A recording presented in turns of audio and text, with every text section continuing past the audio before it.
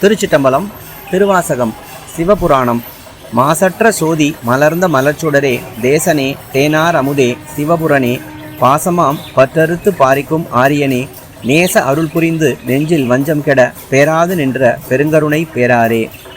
இதன் பொருள், குற்றமற்ற தூய ஒளி மலர்கின்ற மலர் போன்று இனிய சுடரே, ஒளி உருவினனே, தேன் நிறைந்த அமுதமே, சிவபுரத்தை உடையவனே, பாசமாகிய கட்டினை அறுத்து திருவருள் புரியும் அறிவில் சிறந்தோனே, இனிய அறக்கருணை புரிந்து அதனால் என்னுடைய நெஞ்சில் வஞ்சனை ஒழிய என் உள்ளம் நீங்காது நின்று பெரும் கருணை பெருக்கெடுக்கும் பெருவெள்ளமே.